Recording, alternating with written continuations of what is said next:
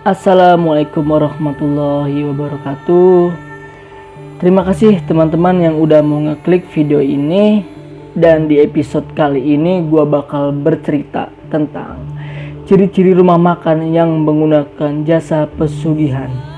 Oke, sebelum lanjut ke ceritanya, ada baiknya untuk subscribe, like, dan share video ini. Oke, gue bakal mendeskripsikan apa itu pesugihan. Pesugihan adalah cara cepat seseorang untuk menjadi kaya raya dengan cara bantuan jin. Biasanya cepat dan instan banget kayak gitu. Tapi si pelaku tersebut mempunyai kontrak hidup dengan jin. Yang dimaksud dengan kontrak hidup dengan jin itu seperti ini. Misalkan si pelaku di usia yang 25 tahun menggunakan jasa pesugihan dan diberi kemakmuran pada usia 60 tahun. Maksudnya dari 25 tahun itu diberi kemakmuran sampai ke usia 60 tahun. Dan biasanya si jin itu meminta imbalan apa yang disebut tumbal. Dan tumbal itu bisa jatuh kepada karyawan, pelanggan, bahkan yang lebih parah itu keluarganya sendiri. Ini yang berakibat fatal. Dan gue bakal ngasih tahu ciri-ciri rumah makan, tempat makan yang menggunakan jasa pesugihan. 1. Biasanya si pelaku memiliki kamar khusus yang tidak boleh dimasuki oleh siapapun kecuali si pelaku tersebut, maupun teman, saudara, itu tidak akan boleh. Yang kedua, biasanya si pelaku memiliki ornamen atau pernak-pernik dengan yang mencurigakan seperti patung-patung, kris-kris, jimat-jimat yang lainnya. Tapi biasanya tidak tersimpan di sembarang tempat karena ini ditutup, disembunyikan karena tidak mau mencurigakan gitu. Dan yang ketiga itu biasanya tempat cuci piring itu terpisah jauh oleh tempat makan. Alasannya ya karena takut ketahuan. Karena biasanya di tempat cuci piring itu ada makhluk gaib yang sedang menikmati sisa-sisa makanan tersebut. Karena jin itu kan paling suka dengan sisa-sisa kotoran. Itulah makanannya. Dan di sini juga gua mau bercerita tentang pengalaman pribadi temen gua sendiri yang bener-bener nyata banget ini. Gua punya temen yang bernama Apid. Apid ini berusia 27 tahun pada masanya ya, karena ini cerita udah lama banget. Apid itu bercerita tentang pribadinya. Apid itu memiliki teman yang bernama Budi. Sebut saja Budi ya. Budi ini adalah juragan, bapaknya ini juragan bakso di daerah Serang. Pokoknya terkenal banget baksonya. Dan si Budi itu mengajak Apid dengan bahasa lain begini ya. Pid, lu malam mau kemana? Gua malam mau ngadain pesta kecil-kecilan di rumah gua karena malam ini adalah hari ini adalah ulang tahun gua, lu harus datang ya. Dan Apid pun hayu gitu. Apid pun mengiyakan ajakannya. Dan jam 8 Apid itu udah di sana dan Apid kesana ke rumah si Budi ini. Karena rumah Budi sama rumah Apid itu nggak jauh banget itu. Apid sesampai di rumah Budi disambut oleh Budi. Ya layaknya orang-orangnya biasa ya. Masuk. Sini Pid, masuk Pid. Lu di sini terserah lu mau makan apa, lu mau minum apa, lu mau ngapain di tempat gua, silakan. Apid pun dengan spontan, asik banget kan gitu kan. Gua bebas mau di mana aja karena rumah Apid ini banyak banget fasilitasnya. Apid dengan senangnya sampai malam tersebut. Tapi di suatu ruangan tersebut di rumah Apid itu, di rumah Budi itu, Apid pun tertegun gitu melihat suatu ruangan yang aneh banget. Soalnya ruangan ini beda banget dari ruangan-ruangan yang lainnya. Karena rumah Apid itu besar banget, halamannya gede di situ. Dan bener pokoknya, tapi kamar ini terpisah banget dari kamar-kamar yang lain. Dan letaknya kata Apid dekat gudang. Jadi ada gudang dan ini ada ruangannya. Apit pun bertanya pada Budi, "Bud, itu ruangan apa?" "Ngapain lo nanya begitu?" Budi pun langsung marah ketika Apit berbicara itu. "Udah lu nggak usah ke situ-situ, pokoknya lu boleh main kemana aja, tapi lu jangan sampai ke ruangan itu." Apit pun terheran ya, kok gini amat gitu, kok Budi ngomong kayak gini gitu, ada apa dengan kamar itu kan. Dengan suasana yang pesta begitu, Apit pun tidak memikirkan gitu, lah udah amat gitu, penting gue di sini bisa makan, gue bisa have fun, gue bisa minum gitu. Setelah have fun di situ, Apit akhirnya larut malam. Teman-temannya semua pada tertidur dan Budi pun tertidur di situ. Apit dengan rasa penasarannya yang apa yang tadi Budi omongin, Apit mikir, di situ ada apa ya? Ruangan apa itu kan? Biasalah bertanya-tanya Apit. Apit akhirnya terus penasaran, dan saking penasarannya Apit pun memasuki ruangan itu. Langkah demi langkah Apit pun memasuki kamar tersebut, dan udah di depan pintu Apit pun membuka pintunya tersebut. Krek. Dan di situ Apit pun terkejut dengan apa yang Apit lihat di situ. Oke, kamar ini gelap banget, kata Apit. Kamar ini gelap banget, penuh aura mistis banget di kamar situ. Pokoknya Apit pun terheran dan kamar apa ini? Semacam kamar seperti dibuat kamar ritual gitu. Apit pun lihat kanan kiri atas bawah, dan apa yang Apit lihat? Apit melihat sesosok makhluk gaib di pojok kamar tersebut.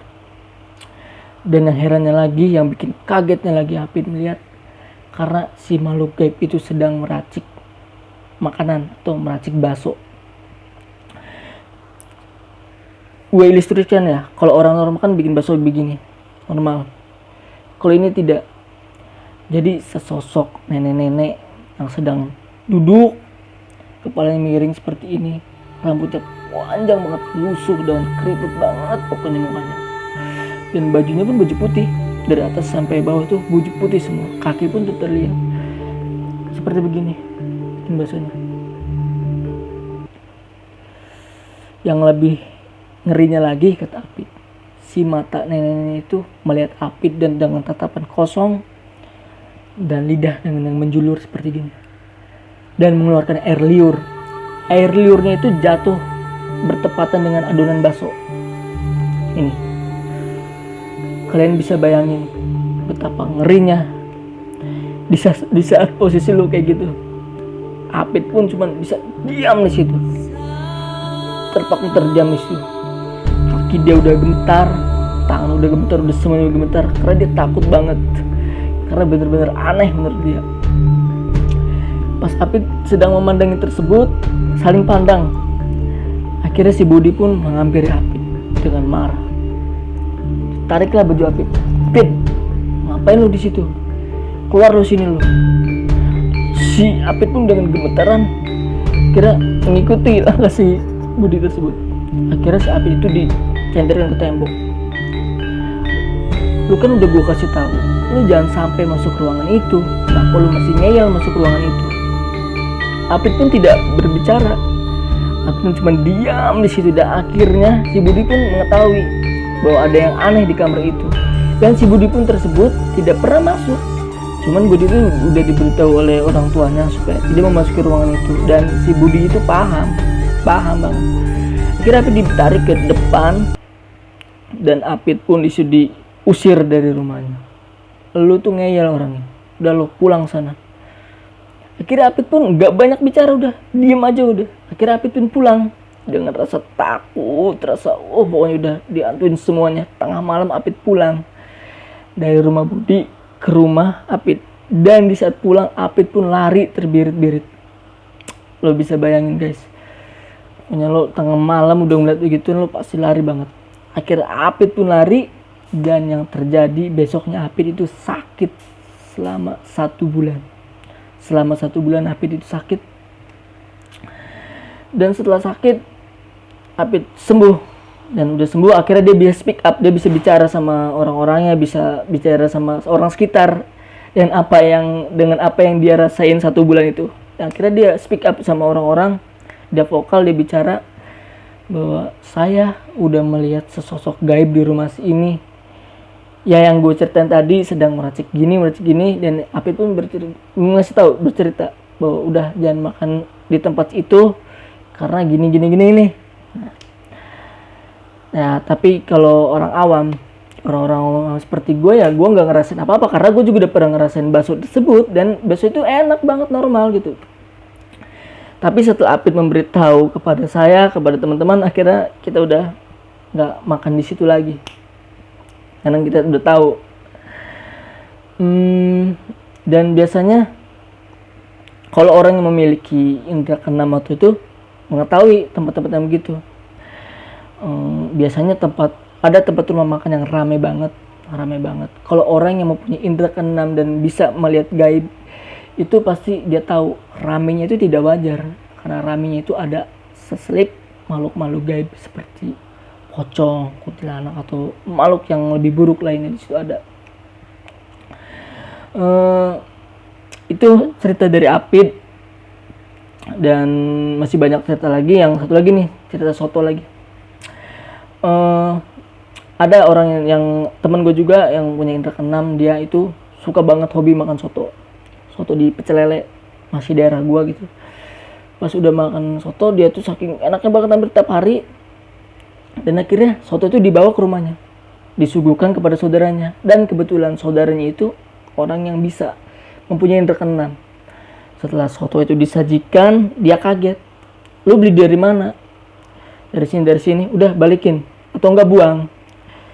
Tapi teman gue itu nggak mau dibalikin, alasannya kenapa gitu. Dan akhirnya diberi alasan lah, seperti kasih tahu. Setelah dikasih tahu begini, akhirnya dari situ dia udah nggak mau makan di situ lagi. Dan gua ada tips dari teman gue itu, kalau misalkan lu mau beli sesuatu di tempat makan itu, sebisa mungkin lo pulang dari situ lo bacaan ayat-ayat kayak Anas, Alaq, yang lebih penting ayat kursi, dan yang lebih penting lagi salawat. Lu salawatin di situ sebanyak mungkin, karena insya Allah bakalan selamat lo. Karena kalau udah lo batin selawat, insya Allah lu bakal tahu nih di rumah nih pasti ada aja halangannya. Lu nggak akan makan, entah lu dikasih basi, entah dia apa-apa, biasanya ada aja petunjuk dari Allah. Jadi intinya dari video ini, ya hati-hati. Kita bukan sujon, cuman kita harus hati-hati sama apa yang kita beli gitu, dan apa yang kita makan. Intinya kita harus selalu mengingat sama Tuhan kita, sama Allah Subhanahu wa Ta'ala. Dan jangan lupa untuk berbagi makanan kepada tetangga kita, kepada teman-teman kita yang fakir atau anak yatim. Itulah kuncinya dari selamat. Dan oke lah, sekian dulu dari video gua, dan jangan lupa saksikan video-video selanjutnya karena banyak konten-konten menarik dari gua. Assalamualaikum warahmatullahi wabarakatuh.